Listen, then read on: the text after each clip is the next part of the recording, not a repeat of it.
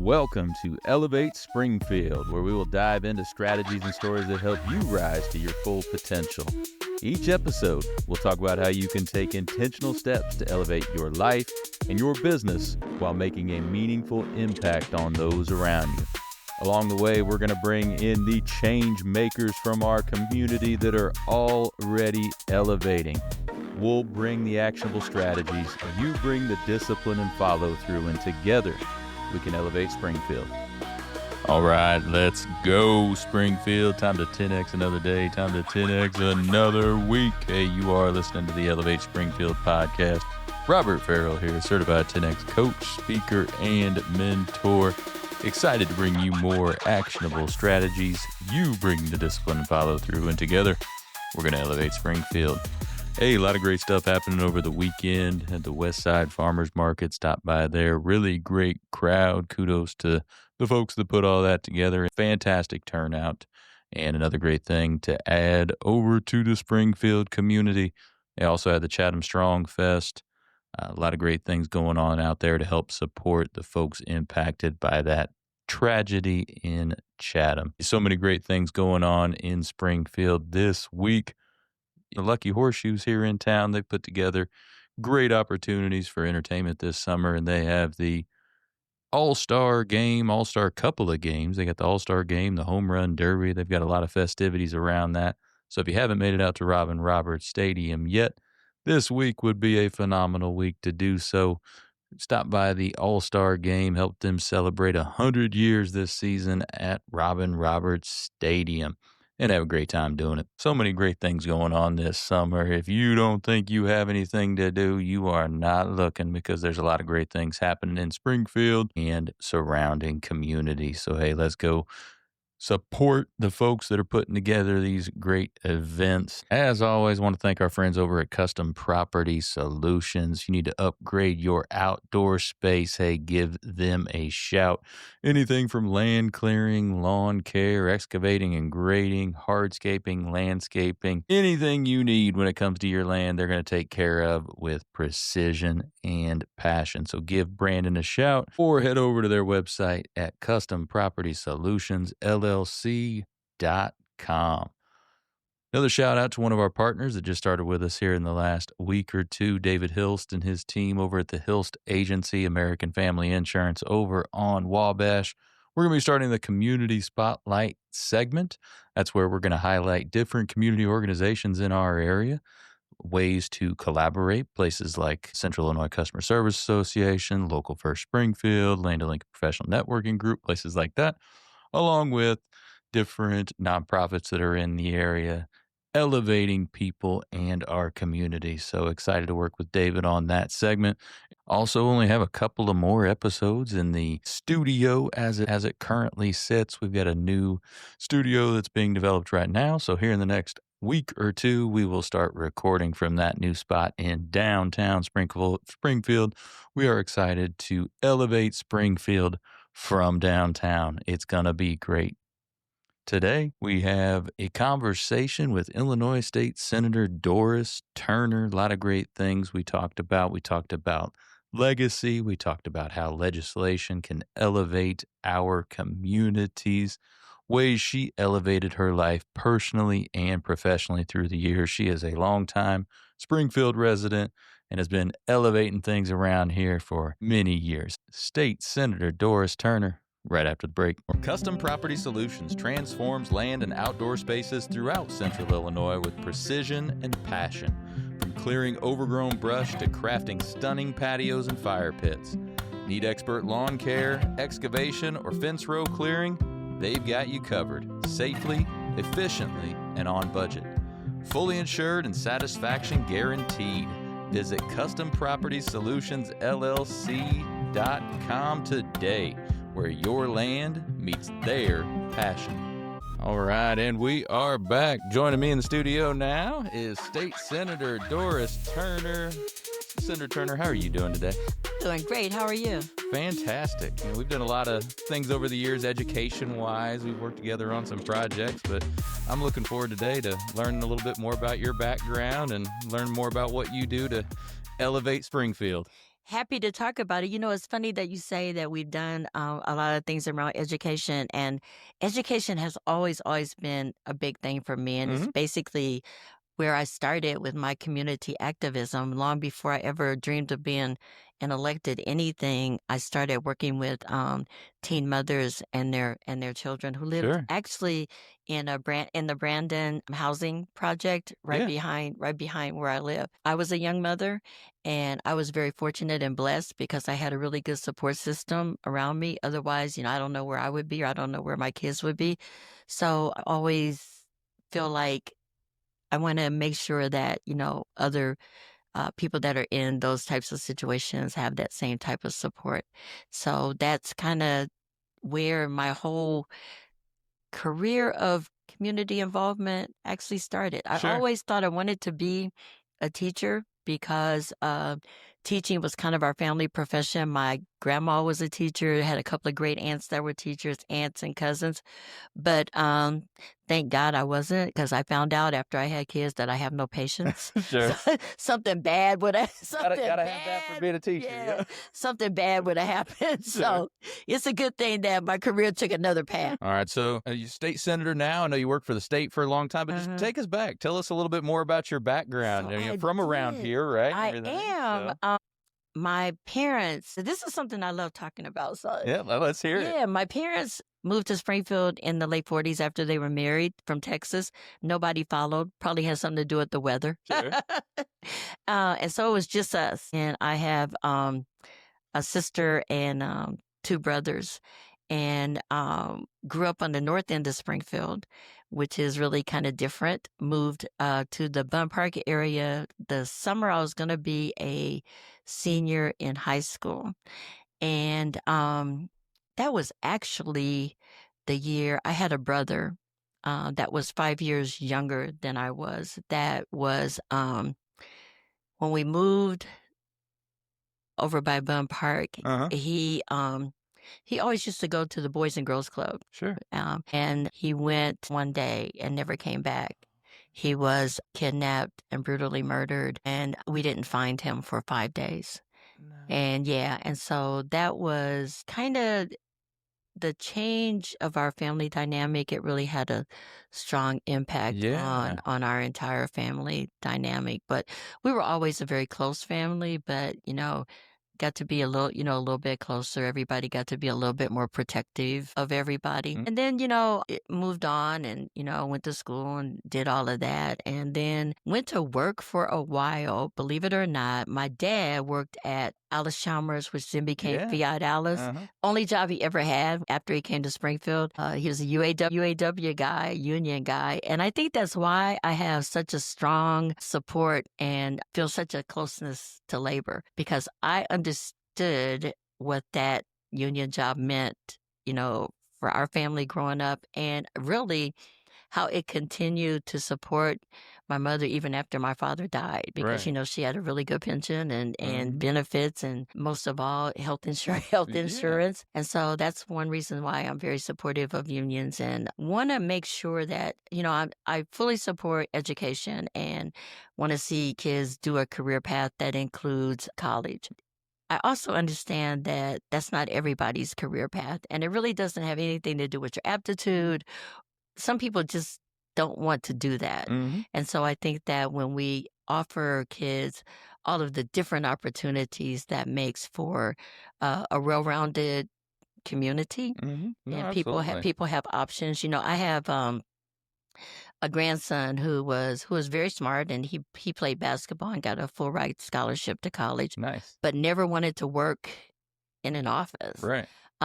During summers, he worked out on the road crew for Sangamon County. After he graduated, he actually went to work as a flagger Yeah. for Okay. Sangamon County, and now he's a union carpenter. Very cool. And then I have another grandson who also kind of took that path and became a union carpenter that moved to Florida. That's the thing about union membership. If you can be a union carpenter in Springfield, you can be a union carpenter anywhere in the Mhm. country. It's very portable. So I think that it's important that we offer kids all of the different opportunities, that are out there. So One thing I tell people all the time, what I try to do for students is just try to open up as many doors as we can for them and let them choose which door they which want to door to go in. walk through. Yeah, That's which it. door to walk through. So I worked for a little while at Fiat Alice. Knew that wasn't good for me because I worked nights, low seniority. So I Sure. worked 4 to 12 and 12 to 8. Yeah, that wasn't good for me. Yeah, I worked night shift for a short stint, and it was not didn't Yeah. agree with me. No, it's like when you work 12 to 8,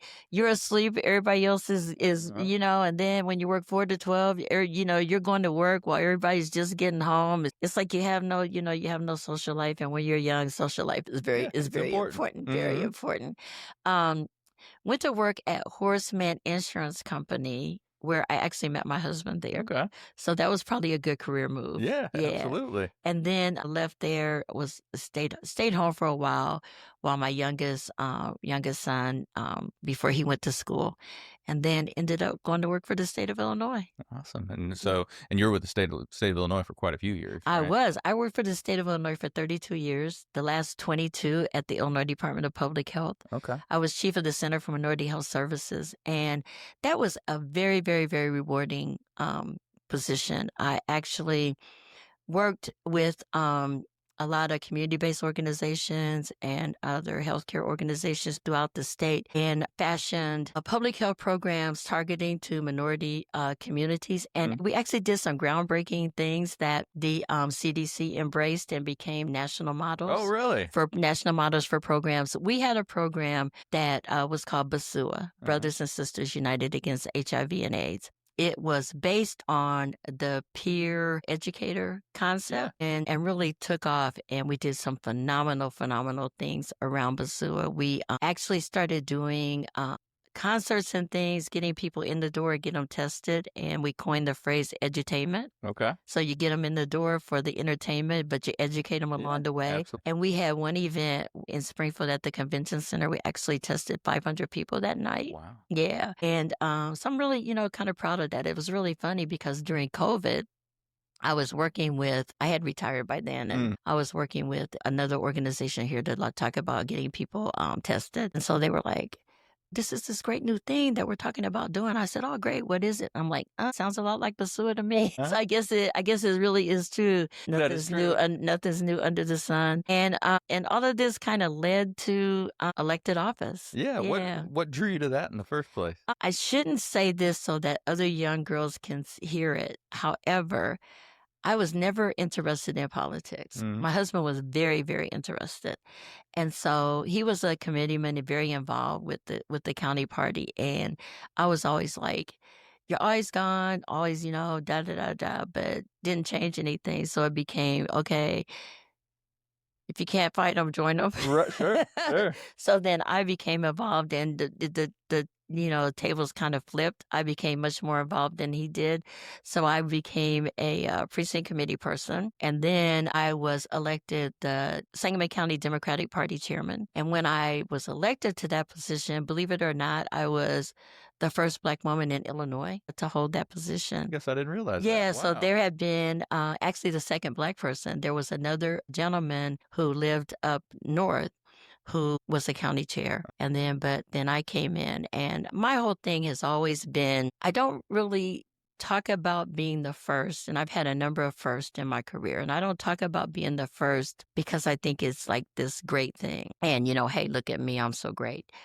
I really talk about it in terms of I want other little Black girls and boys to know that these are opportunities that are open, and you can do or be anything that you want to do. And I always feel like that's opening the door for others to follow. I don't mind being the first, but I don't want to be the last. So I was the first Black woman in the state, but when I left, after 10 years, there were 5. Okay. And so, that's opening up the door for others to follow suit. There were 5. And then I went on to be on the Sangamon County Board for 10 years. I represented a district that was kind of a hybrid district. It was part in the city, part in the county. And that's kind of where my interest in agriculture began, because people don't realize it, but believe it or not, Springfield is like a city surrounded by farmland. Mm-hmm. We're kind of an oasis in the middle of We are. farmland. Uh-huh. And so I really, and most of my colleagues were either farmers or had, some connection to farming and agriculture. So I really learned a lot and had a real strong working relationship with the Sangamon County Farm Bureau, and which actually continues until today. I left the county board and went to the city council to represent Ward 3, which was not the majority minority ward. And when I was elected to represent Ward 3 on the city council, I was actually the first Black person and the first woman to represent Ward 3. Really? Yeah. And I stayed there for 9.5 years. Okay. I was going to say, what year was that? Okay, let's work backwards. I left in 2021. So it was 2011. Okay. And the reason why I know that is because I was my 10 years on the county board was 2010. Okay. And so then I went to county city council in 2011. And then the opportunity for the appointment to the Senate became open in February 6th of 21. Threw my hat in the ring and ended up getting the appointment, which nobody was more surprised than me. When I went to the state, the district was very different than it is today. It was all a part of 6 counties. So it was Sangamon, Macon, Christian, Macoupin, Madison, and then Montgomery. So the district was very large, and I always pride myself on being a very engaged representative. So I would put hundreds of miles on my car because I would start my day sometimes in far down south and then leave there, come up to Decatur, then over to Springfield, just kind of making that circuit. But I really liked it, and I really enjoyed all of the people that, that I met along the way. And when they did redistricting, because that happens every 10 years, the district became much smaller. And I was really kind of sad that I was losing people that I was losing. They were sad too, or at least they told me, they were sad.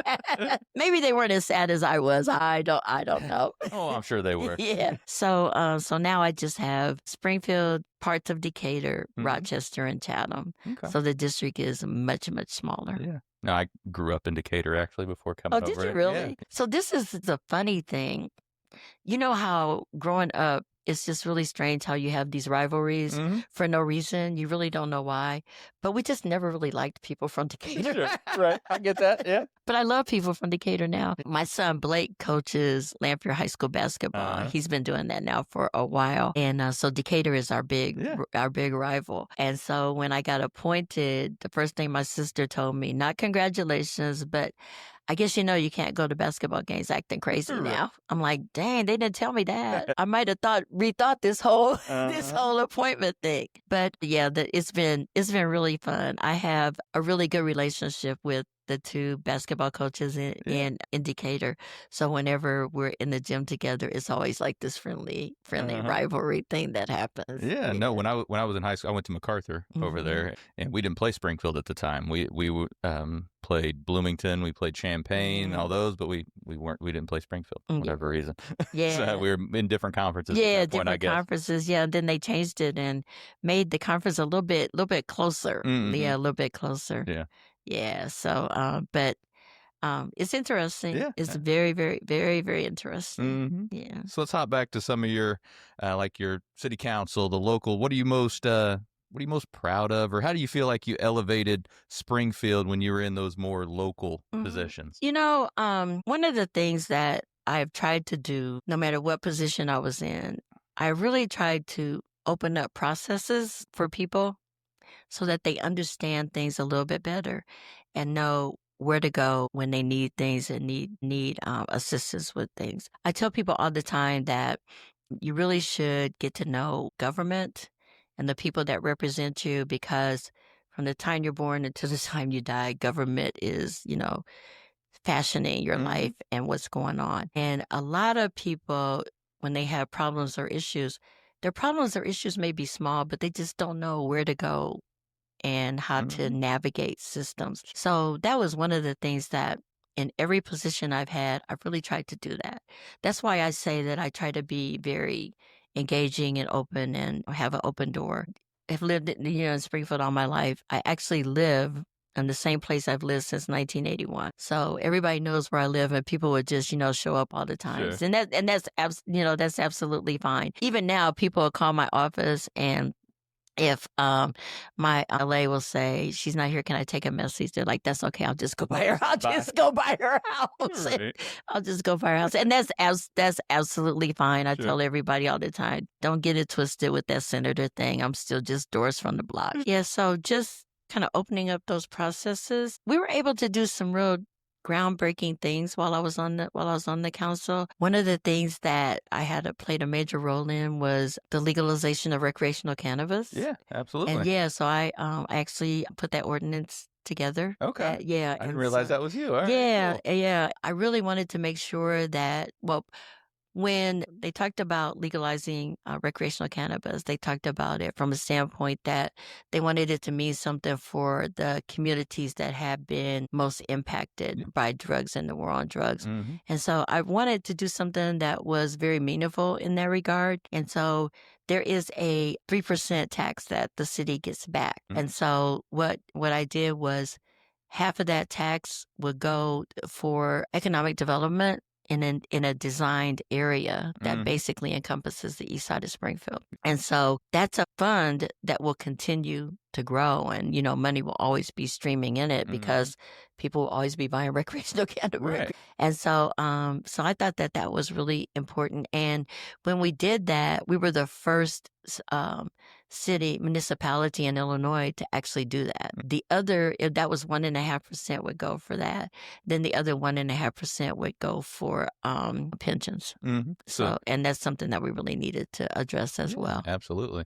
So that 1.5% for economic development, can that go to somebody starting their own business, infrastructure, facilities, whatever's Yes, needed? basically, so the area is bounded by Clear Lake and then Ash and then Dirksen Parkway and 11th Street.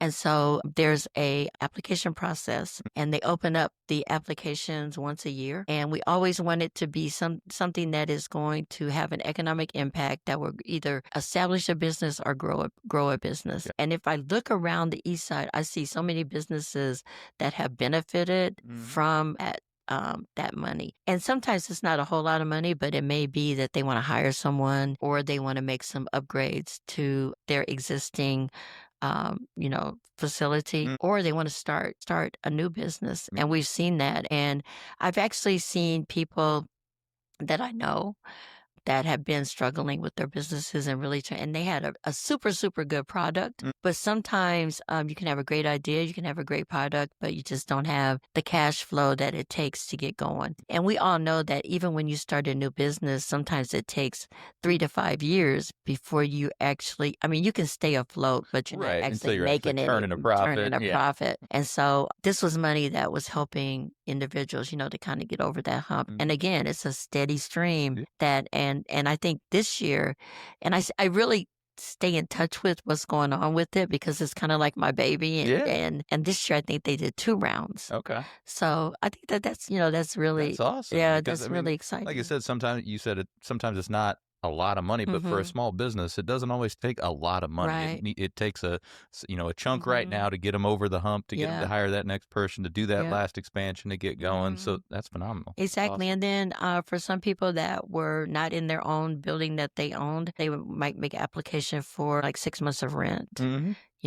Those kinds of things, or some kind of process that they needed to elevate their business. And that is one thing that has been working extremely well. Nobody has any bad things to say about it because it's working as it was intended to work. So, I'm really, really excited about that. And then there were some other things that we did that I think are important because when we look at the older parts of our city, there are so many things that we need to have happen. And sometimes it doesn't seem like you're making an impact to people from the outside, but people who live there can see it when they see new streets, when they see infrastructure, things that have changed so that they have drainage, so their basements don't flood. Those are things that, everybody doesn't actually see, but the people who live there can Right. see when they see dilapidated houses being torn down and those kinds of things happening. That happens because, you have people that are invested in their communities. And those areas that are benefiting from that, they feel seen. Now, Exactly. when you start investing there and start making those improvements, they, like you said, they notice it and they feel seen now. So. Exactly. And I think, those things are really very important. No, that 1.5%, that's going to continue to elevate the east side there, because that, like you said, that stream's not going anywhere. No. Going to continue having that. Exactly. People are going to continue to buy, so you're always going to have that. Right. The other thing that we did that I think has really making an impact is with the TIF district. So when I first came on the council, believe it or not, when the Far East Side TIF was developed, it did not include what was then Shop and Save and JCPenney's. Oh, sure.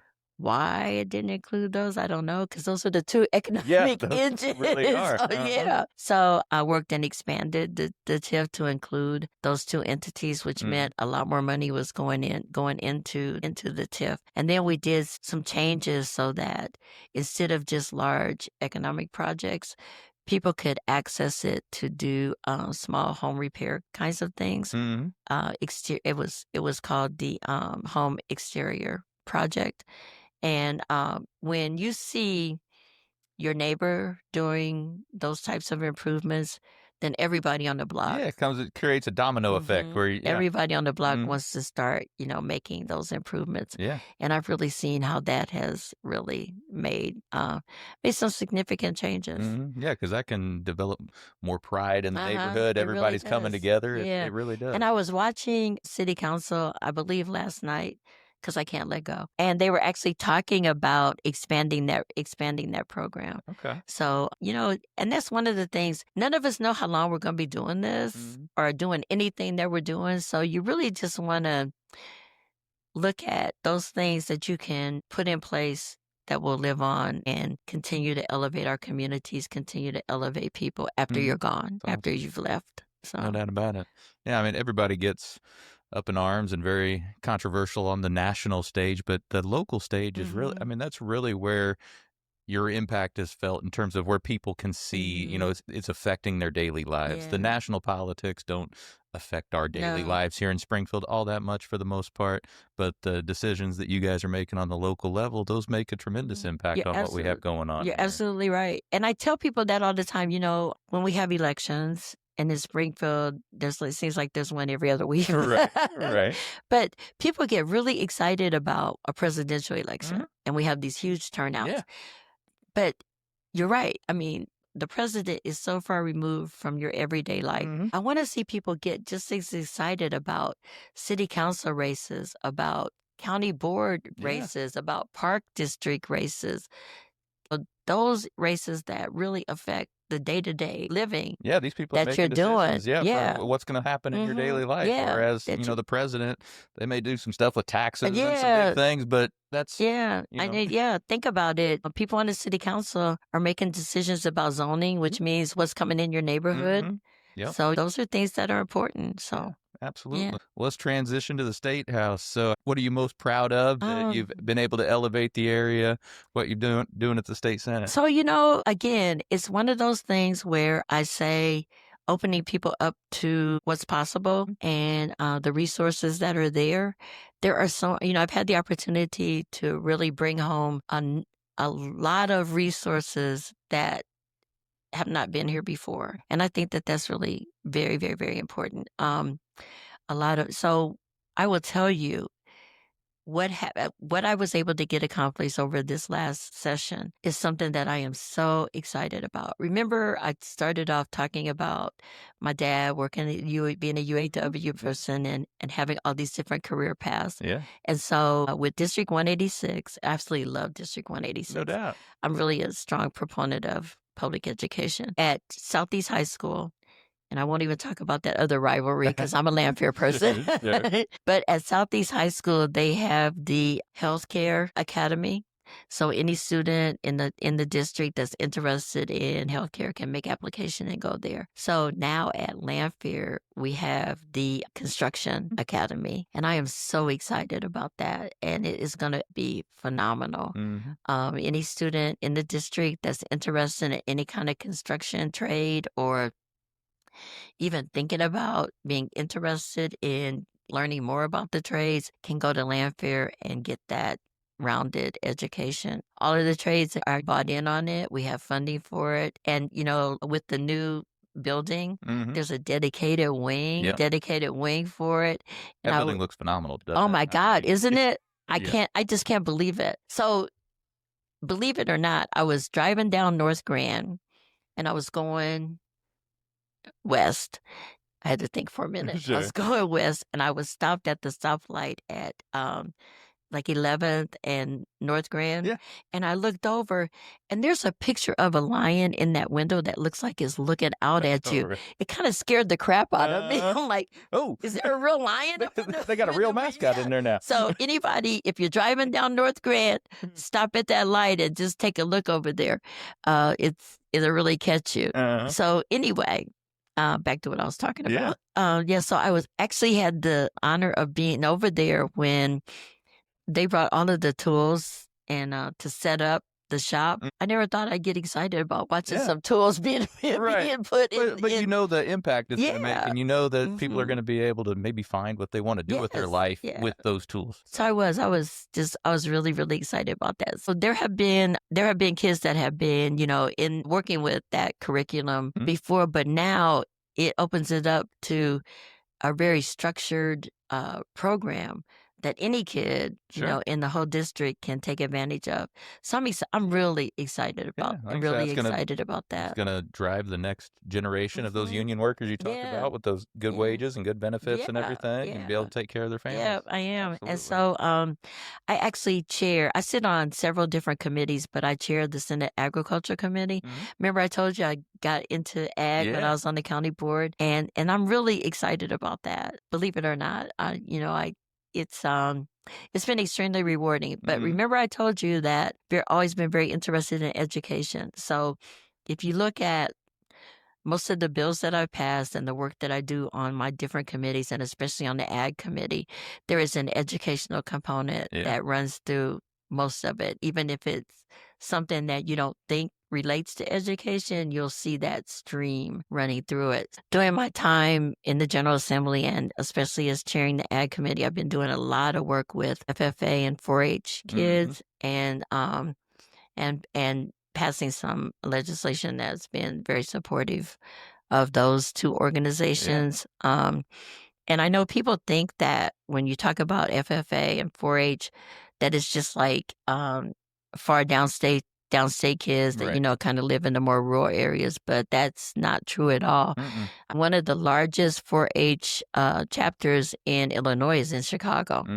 So this has been really, really very, very rewarding to work. I mean, with there's them. so much more to ag than just the people that have the farm. Yes. Right? There's so much more to it. Right. You're absolutely right. It becomes more and more expanded every day. I went to visit a hog farm in Borgic Farms, and I was blown away. I was blown away by the magnitude of the farm, how much food they produce, how many people they employed, and the different areas in which they were employed. I mean, and the amount of technology that goes into it. He was telling me that each one of his pigs, and he has like thousands. Sure, I bet, yeah. They all have a tag on their ear. And just on his phone, he can see what each one of them is doing. Oh, wow. Yeah. Like how much food they're eating, if they're sick, if they're taking medication, if they're about to go into labor. I mean, just whatever is going on. All the biomeasurements and everything. Yes, he can pull all of that up on his phone. That's what that technology was doing, and I was just wow. That's pretty cool. I know it really. Yeah, I know it was. It was. I was very excited, and I told you my parents are from Texas, and so I would go there every summer, and my aunt they lived in a more rural part of Texas, and she actually had pigs because she had a larger area. It wasn't a farm, but Sure. there was an area, and it was more like a mud hole kind of. And so you think about pigs as being very dirty, Yeah. and that's Not not your these. not your normal pig farm Right. anymore. Yeah, it's like we had to shower in and put on like a suit kind of thing, and Oh, then yeah. So you're and not essentially infecting them with yeah, something type of thing? and Yeah. then like Yeah. shower out when we left. It Right. was super super clean, and Hmm. so I was really blown away by it. Yeah, Wow. yeah. My husband really likes bacon, so Oh, yeah. I told him how many pounds of bacon that they put out of there every day. He was impressed. Oh, I bet. I Yeah, bet. he was very impressed. Thousands of pigs. That's a lot of bacon. Yeah, yeah, yeah. So let's hop back to your time working in the state. You worked your way up. What are some ways that you elevated yourself professionally to be able to kind of grow within the state? I think it's one of those things where you have to be open to learning as much as you can learn Mm-hmm. while you're there. Being one of those people that is curious and asking questions, but also learning how to work with people. I mean, when you start your first job, and I tell this to kids all the time, you really don't know what it is to go to work. Kids go from school to college or another training kind Sure. of thing, and then they just end up at work.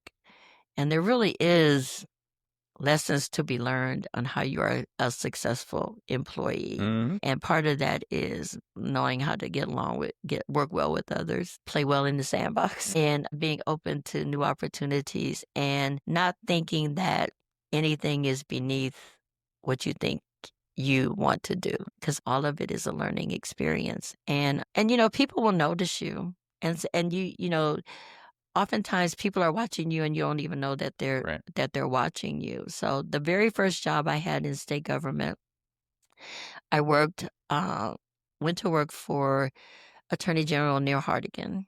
I was like a receptionist Mm-hmm. at the front desk, and just was open to doing, whatever people ask you to do, very friendly, getting along with people, and, just learning, Yeah. learning, because I didn't know anything about the Attorney General's office. And then before you know it, I was being asked to be one of the people that prepared the Attorney General to go out on visits Oh, sure. and those kinds of things. Yeah. So that was amazing. And I really, really, really enjoyed that.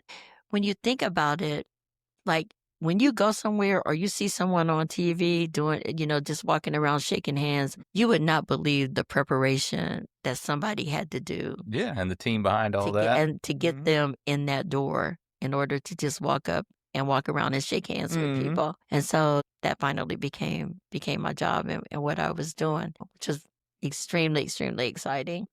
Met a lot of people, learned a lot about government, learned a lot about state government, and I learned a lot of lessons that I carried with me in all of my elected offices. And I left there and went to work for Senator Emil Jones in the state Senate. Yeah. He was the chair of license activities, pensions, and insurance, which was one of the most powerful committees in the Senate at that time. They have now, to show you how powerful it was, that's now 3 different committees. Oh, wow. Yeah, So then, they were all it would have been. yeah. And he went on, after I left, he went on to become the second Black Senate president. And then when I came back as a state senator, I shared a suite with his son. Oh, cool. Yeah, so I Full told circle him. there. Yes, I told him. I said, "Don't believe anything your dad says about me. None of it's true." He goes, Sure. "Too late, too late." He's always told me the stories, and it was really funny because I learned an awful lot working with Senator Jones. A lot of things that I carry with me now. So when I was, and it's such an inspiring experience for me to be a state senator. That's something that I never dreamed about, never ever thought was within my realm of possibility. And when I was appointed to this position, I was the first Black person to represent downstate in the Senate. And when I was a kid, I used to go downtown every Saturday. I would take the bus downtown and go to the YWCA. Mhm. And I tell people all the time there was a YWCA. Sure. And I go to the Y, and then I would walk down to like B&Z Bakery. I love these little tea cookies that had the sprinkles all around them. Yeah. I go down there and get a dozen of those and like eat them all really quickly. Then, just kind of walk around downtown. And I would always walk past the Capitol. And at that age, I really didn't know what happened in there, but it Right. was such a huge, imposing Oh, yeah, just building. a math Yeah, I was always like, something really big is going Mhm. on in there, and I want to work in that building someday. And I will tell you that every day when I walk in that Capitol, I get that same feeling. I really do. It's almost like I start to like tear up. It's like I can't Yeah. believe that I'm actually getting to be one of only 59 people in the entire state that get to do what I do. And that has really, when you talk about elevation, that has really elevated me to the point where I want to make sure that young people understand what that means and what kind of feeling that is. I spend a lot of time talking with kids. Mhm. I do. I have kids that come in, groups that come in all the time, and I'll take them on a tour of the Senate chambers and then talk to them about what we do. And that's huge for them to It be able to is. see that. It really is. But I just want to elevate them to a point where they find what sparks that in their spirit. What makes them tear up when they walk in their workplace. If they can find that kind of job or vocation, no matter what it is, it doesn't have to be, like a state senator or any of that. I mean, people that work with their hands, like my grandson, I told you he's a union carpenter. The job that he's doing right now is he installs those real big overhead doors. Like he did a lot of big stuff at the airport, and he did the doors at the State Farm Center Oh, yeah. in Champaign. And I could tell by talking to him, that's how he feels Yeah. when he goes to work. Because he'll tell you, Graham, I went and did such and such today. And he was talking about when he went to do some work at the airport and all of the neat cars and things that people have out there. And then talking about the state farms, so I know that that's what's in his spirit. And that's how he feels when he does what he does. Yeah, it's like a pride and a blessing. It's Yeah. like when you walk in and that you're just so proud about what you can Yeah. do. You're blessed that you're able to That do you're it. able to do it, all rolled It's in, great. all rolled into one, and that's kind of how I feel every day when I walk in the state capitol. That's amazing. Did you ever revisit that? You said you had that as a kid when you were walking around. Did you ever revisit that feeling as an adult prior to, shortly before you got in? Did it ever cross your mind that it was going to happen? No. Or until right then? No, never, ever. I told you I worked for Senator Jones, and so I thought that was my work in the Capitol moment, and I did have that when I worked there. I was like, wow, I can't believe I work here. Made Wow, it I there, can't yeah. believe I work here. But one time, Senator Jones said to me, he said, "You know what? I don't think this is the job for you because I don't think you want to work for a state senator. I think you want to be a state senator." I'm like, I don't even know why you would say that. No, not Right. really, not really. But here I am. And then, like I said, nothing that I ever dreamed possible. But that just goes to show you everybody, young people, teenagers, young adults, seniors, dream big because you never stop living, you never stop achieving, you never stop dreaming about what you want to do, and it's just know that it's there, it's within your grasp. I love it. Well, we've talked a lot about the professional side. So what do you do on the personal side to elevate your life? That's really funny because people ask me what my hobbies are, and I tell them I think my hobby is politics. Right. Because that's what I do. But I really do. I have 10 grandkids, and I spend a lot of time with my grandkids. You remember I told you how we were really a close family, and even though our family has expanded, it used to be, it was just us, just me and my parents and, my brothers and sisters. And now with people, we getting married and having kids, and now our kids are having kids.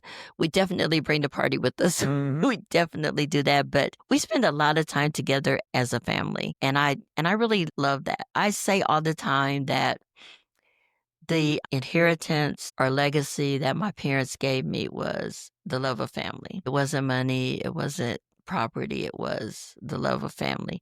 And I have tried really, really hard to instill that in my kids. And now when I see them with their kids, I know that is taken. Right. I know that is taken. And That's an amazing statement. The yeah. inheritance you get was the Yeah. love of the family. That's Yep. awesome. I know that is taken. I know sometimes my kids will say, "Dang, you sound just like Granny."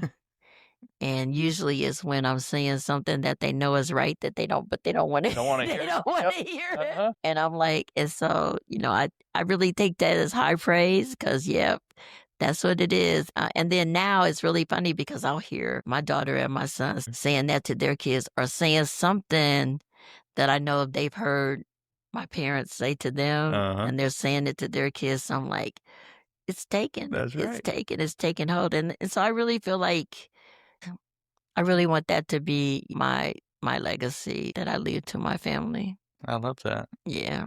So anything on tap? Any priorities at the Senate coming up here? It's going to be a really interesting year coming up. I really and still looking at ways to grow our community and do some innovative things. So people are excited. Pickleball is really like the big new thing, and so we have new pickleball courts going in out at the park, and I'm excited about that. It is so popular right now. It is. So last year, I was able to get $1.3 million in the budget for those pickleball courts. And this year, I put money in there so they can have lights. Uh-huh. So that's off and running, and I'm very excited about that. And then, there's a lot of really neat things happening. Yeah. Awesome. I ask this of everybody as we close down here. I'm scared. No, this is neat. This is neat. You've had so much great stuff already. So what's one more piece of advice you'd like to give the folks here in Springfield? One more on the professional side and one more on the personal side to help them elevate their life or business. I really think that I can merge the two because I think that when you have a happy personal life, you have a happy professional life. When you have a happy professional life, you have a happy personal life, but don't settle. Just keep doing and striving to do what makes you happy and what gives you pleasure, because none of us know how long we're going to be here doing whatever it is that we're doing. None of us get out of here alive. When we're done, we're done.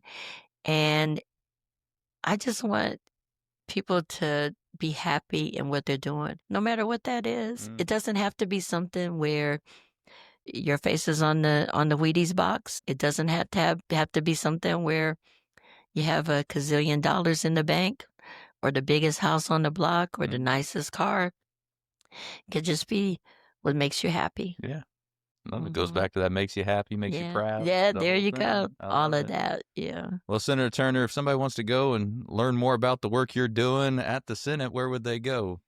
There's a couple of places, but I have a very active social media, and it's not gossipy. I'm not talking about, but it really does talk about all the things that we're doing. Like I said, I really pride myself on being engaging, out and about. And I have a district office in the Stratton building, but I also have a district office on North Grand, so that people have an easy way to just kind of walk in and see what we're doing and how we're doing it. And then I also have a page on ILGA.gov where they can see what we're doing and check us out. But I will bet you that if you're out and about, you're going to run into me somewhere. Yes, indeed. No doubt about it. You've been elevating Springfield all over the place. I've been trying. Absolutely. Well, appreciate you spending the morning here with me today. I really enjoyed it. It was so nice talking to you. It was fun. So keep up the great work and all you do. And you too, because you're really knocking it out of the park in what you're doing, helping us to get our youth on the right track and getting them in a position to be great, no matter what that greatness is. Well, I appreciate it. We're both going to continue to do that. Then.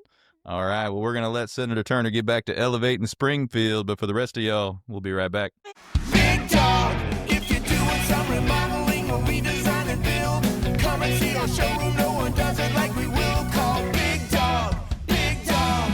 Let us do it once, and then you're going to see. You'll want to be a part of the Big Dog family. Call Big Dog, Big Dog. If you want the job done and you want it done right, call 8332 Big Dog. Your local Window Depot USA. Big Dog.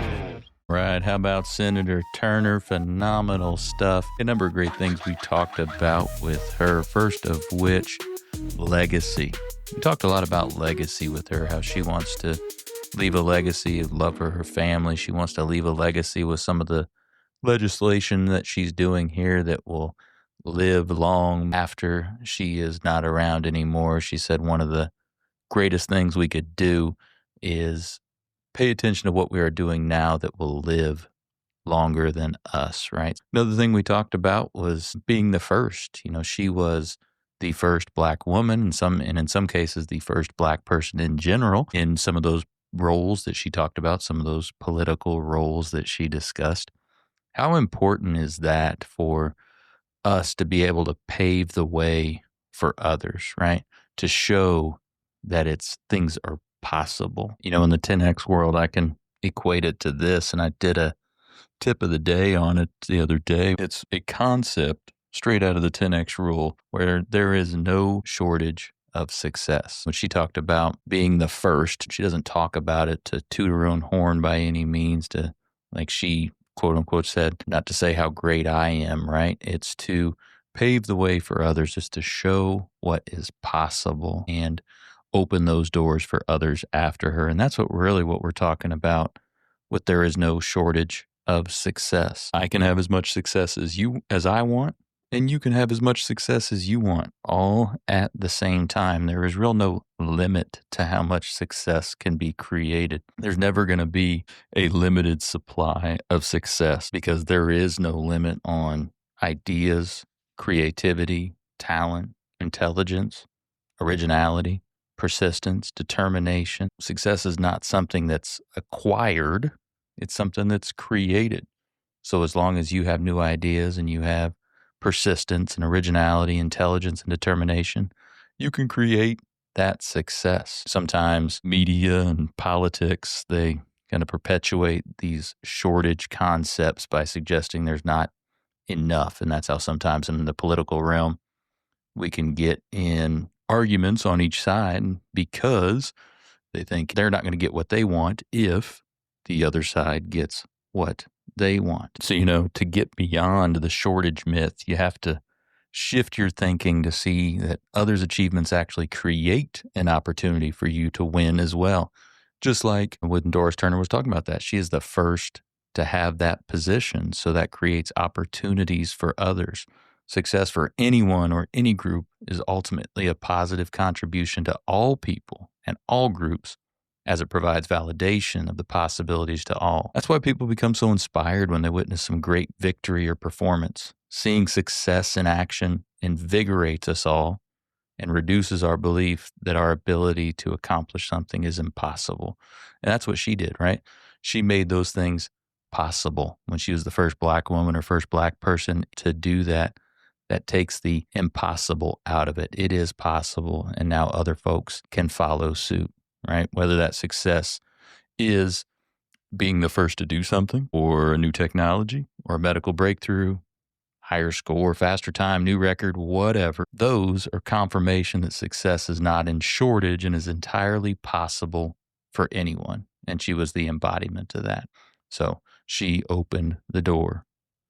So for us, we need to erase any concepts that we might have that success is limited only to some and only in certain amounts, because we can all get as much as we want at the same time. The moment you start thinking someone else's gain is your loss, you limit yourself by thinking in terms of competition and shortages. This is the moment when you must discipline your thinking to equate any success with the possibilities for more success. Then move back to your commitment that success is your ethical duty. We've talked about that before, right?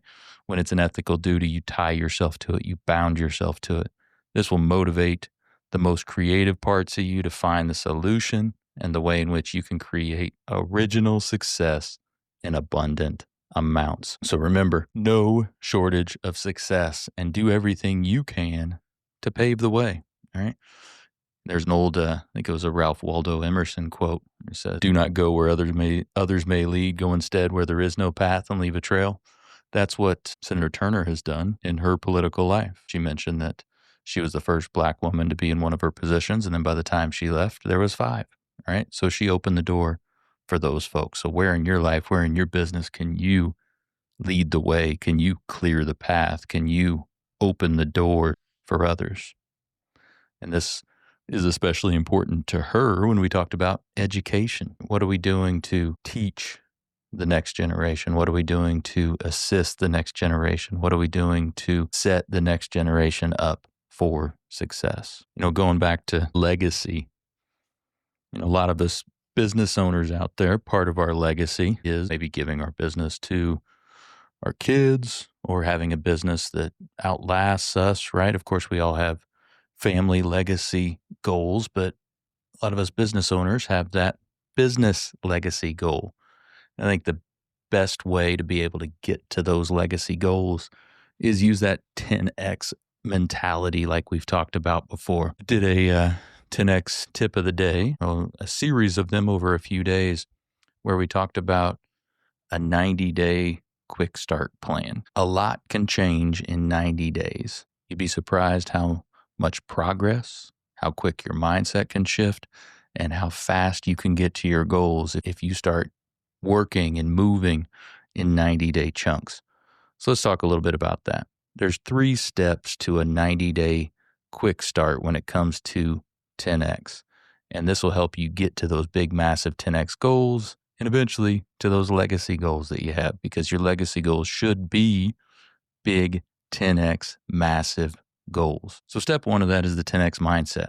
We've talked previously about the importance of getting your mind right, getting that mindset correct, right?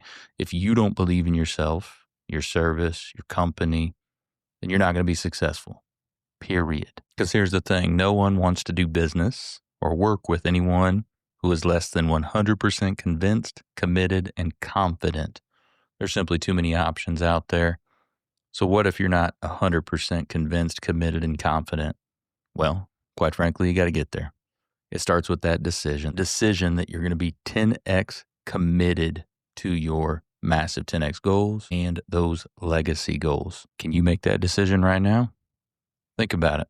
Think it through, what it takes, what it means to take full responsibility. Because when you have the proper 10X mindset, you take full responsibility. You take control of your destiny, and you realize that success or failure is up to one person only, and that's you. So if you're ready to do that, go ahead and write down what your big 10X goals are, your big legacy goals. Where do you want to be? What do you want to be at the end of that career? Where do you want that company to go for your kids, right? But while you're doing that, write down those 10X massive goals for earlier than that as well. But really think through what it means to take full responsibility. Can't blame anyone else. Can't blame anyone else in the company. It's up to you, period.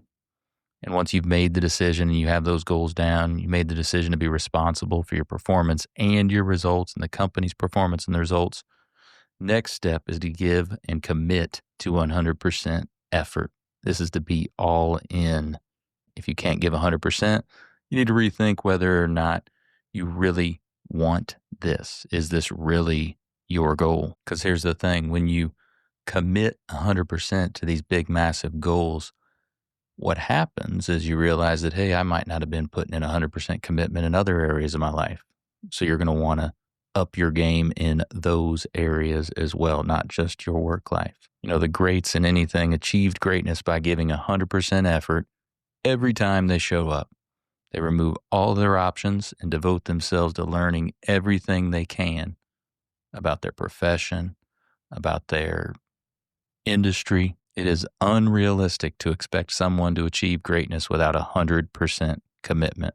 Because remember, whenever you commit yourself to any line of action, you will get results. When you're not committed all the way in, you'll find the results are delayed or non-existent. So if you've made that commitment, that mindset shift, that 10X mindset shift, let's move on to the 10X plan. Once that mind's right, you can move forward to that next stage, which is the 10X plan.